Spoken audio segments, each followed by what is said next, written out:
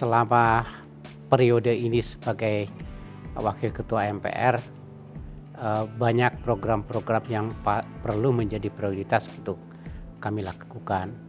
Salah satunya adalah tentang sosialisasi 4 pilar MPR, dan yang menjadi prioritas saya selama ini itu ada 2.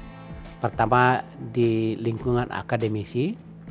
Dalam hal ini saya melakukan kunjungan ke beberapa universitas, dan yang kedua adalah pondok pesantren. Nah, itu saya lakukan, ya, dan alhamdulillah dapat respon yang sangat positif dari mahasiswa akademisi dan santri-santri maupun santriwati. Nah, yang kedua, kami menampung aspirasi masyarakat tentang banyaknya usulan dari beberapa kalangan untuk melakukan amandemen Undang-Undang Dasar 1945. Nah, karena ini adalah syarat dengan kepentingan politik, di sisi lain sebagai MPR harus menampung aspirasi itu, maka MPR melakukan suatu kegiatan bahwa kalau ada usulan untuk melakukan amandemen konstitusi kita, maka perlu disosialisasikan ke seluruh elemen masyarakat. Nah, saya yang memang lebih cenderung berinteraksi dengan akademisi, saya menyatakan saya akan melakukan sosialisasi dan interaksi dengan para akademisi universitas-universitas untuk menyerap aspirasi mereka, bagaimana sebenarnya pandangan mereka tentang usulan untuk melakukan amandemen konstitusi kita. Nah, akhirnya setelah itu semua terakumulasi dan kita rapatkan di MPR, kita dengan mempertimbangkan situasi politik yang ada di Indonesia, maka kami pimpinan MPR sepakat bahwa untuk periode ini tidak dilakukan amandemen konstitusi demi kepentingan stabilitas politik. Nah, kita harapkan itu bisa dilakukan pada periode berikutnya. Tetapi di sisi lain kami juga membuat satu kesimpulan bahwa lebih bagus kalau di amandemen jangan hanya pasal per pasal berdasarkan kepentingan, tetapi kita sepakat untuk melakukan evaluasi secara keseluruhan tentang Undang-Undang Dasar 1945. Jadi bukan hanya katakanlah contoh, bukan hanya soal jabatan presiden, tetapi semua pasal-pasal yang ada di Undang-Undang Dasar itu kita minta supaya dikaji lebih dalam. Nah, kami sudah memberikan tugas kepada Badan Kajian Ketatanegaraan untuk melakukan kajian secara keseluruhan. Nah, dari kajian ini nanti diharapkan bisa menjadi bahan masukan untuk pimpinan MPR periode berikutnya. Nah, itu yang menjadi situasi pokok yang terjadi sekarang di MPR.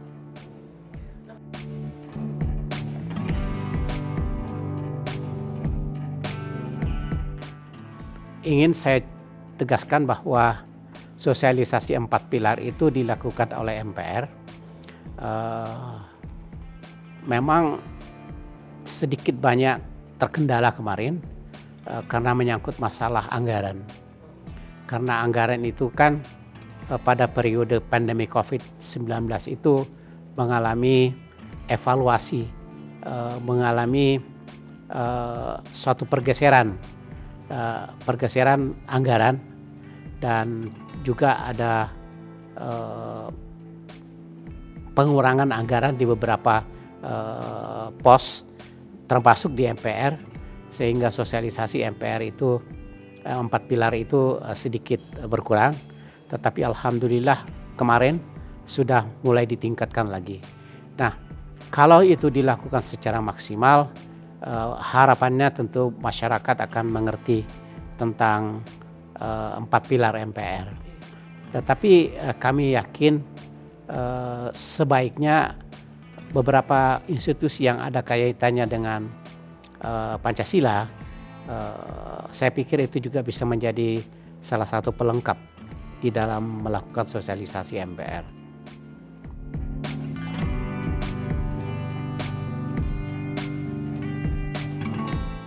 Kita mendukung agar proses demokrasi kita antara lain check and balance itu harus menjadi prioritas dan harus dijalankan secara transparan dan penuh tanggung jawab.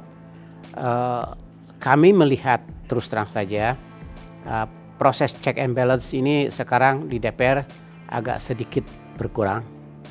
Karena apa? Kita tahu bahwa saat ini periode 2019-2024 koalisi di DPR itu kan sangat kuat sekali. Yang tidak berkoalisi dengan pemerintah hanya Demokrat dan PKS, dan kami tidak memiliki jumlah suara yang cukup signifikan untuk melaksanakan check and balance secara konsisten, dan itulah salah satu rintangan yang kami hadapi. Tetapi bagaimanapun juga kami berprinsip bahwa check and balance ini perlu. Seharusnya apapun posisinya, apakah dia di koalisi pemerintah atau tidak, kita harus melakukan check and balance. Ya. Nah, salah satunya kita bisa lihat di DPR itu salah satu contoh ingin saya sampaikan, proses pembentukan Undang-Undang Omnibus Law itu setelah mendapatkan feedback dari Mahkamah Konstitusi, toh juga dilakukan dalam waktu yang sama dan dengan materi yang sama. Masih banyak hal-hal yang patut untuk mendapatkan feedback dari masyarakat, tetapi itu belum dilakukan.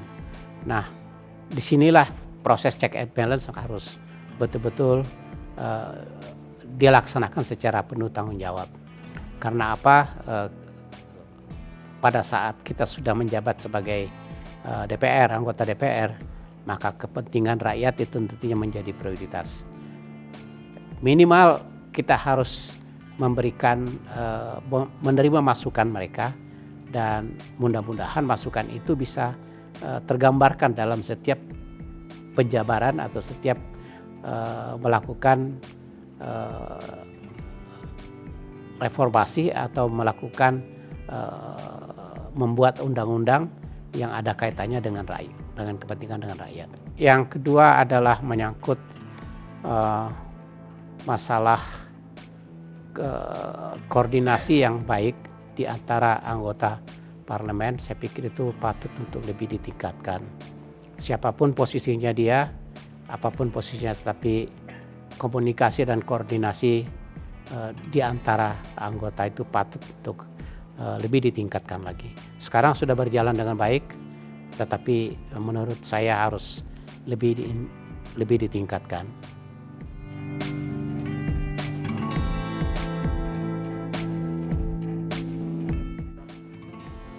Ya, pertama saya melihat bahwa sekarang ada 10 pimpinan MPR.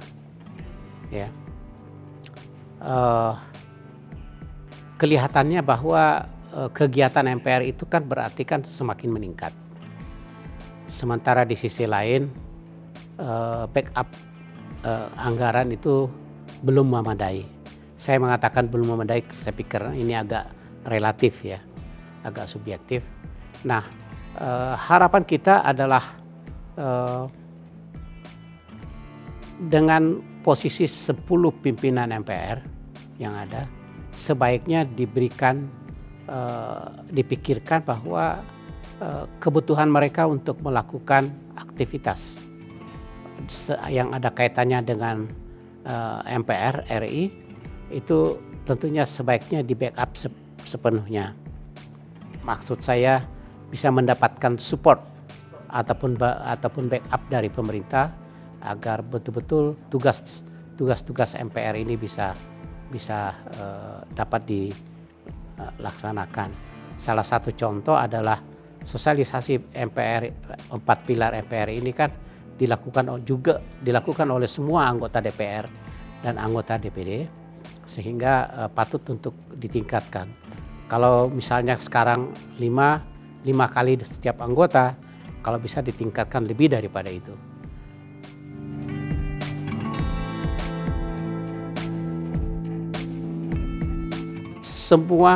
Semua target yang kita tetapkan itu sudah dilakukan dengan bagus,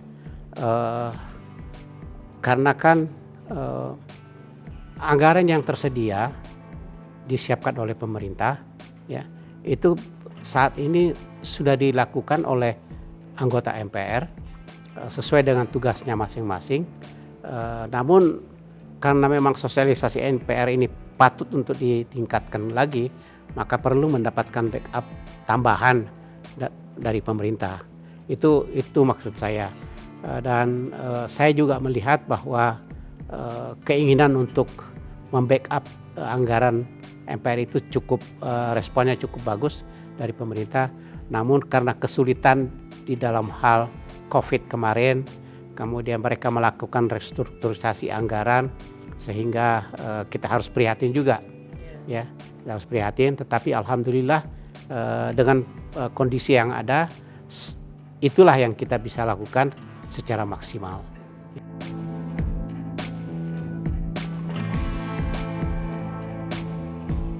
Alhamdulillah Partai Demokrat yang menjadi kendaraan politik saya ternyata masih memberikan kesempatan, memberikan amanah untuk maju lagi.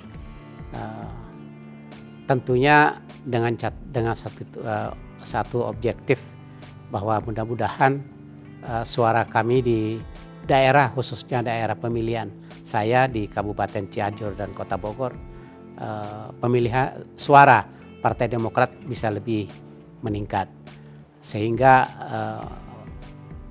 DPP itu memutuskan untuk tetap mencalonkan saya sebagai anggota DPR RI dengan urutan nomor 1. Ya.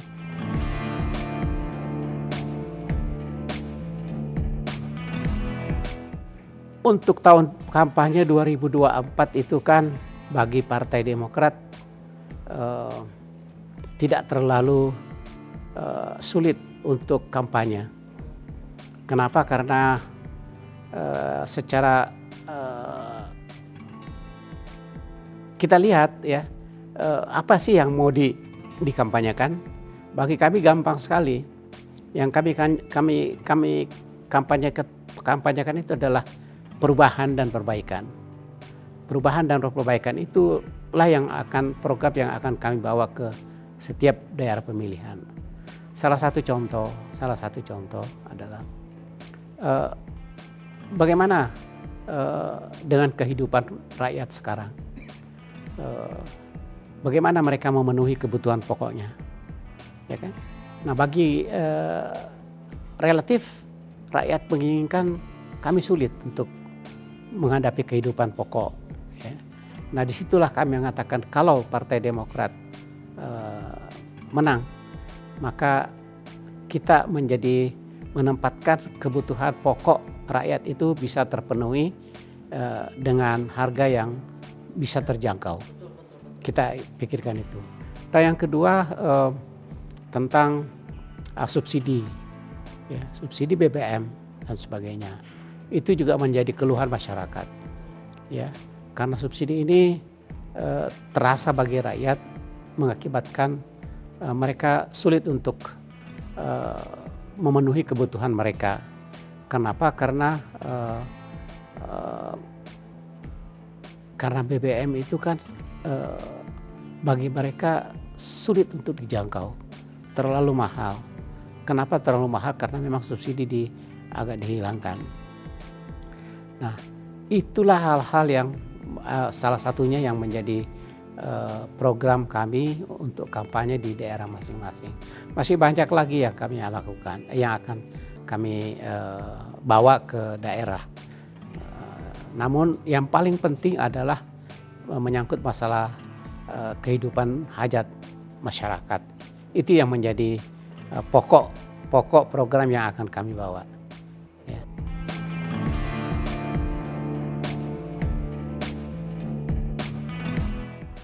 Di alam demokrasi seperti sekarang ini, ya,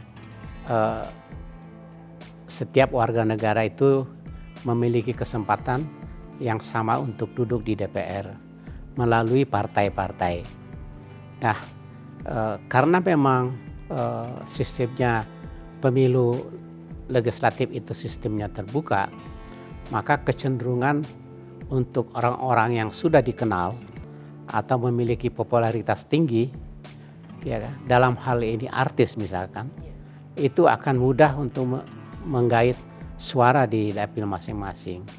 Nah, itulah konsekuensi dari demokrasi pemilihan secara terbuka. Jadi siapapun dia, sepanjang dia populer, maka tentu rakyat akan memilih.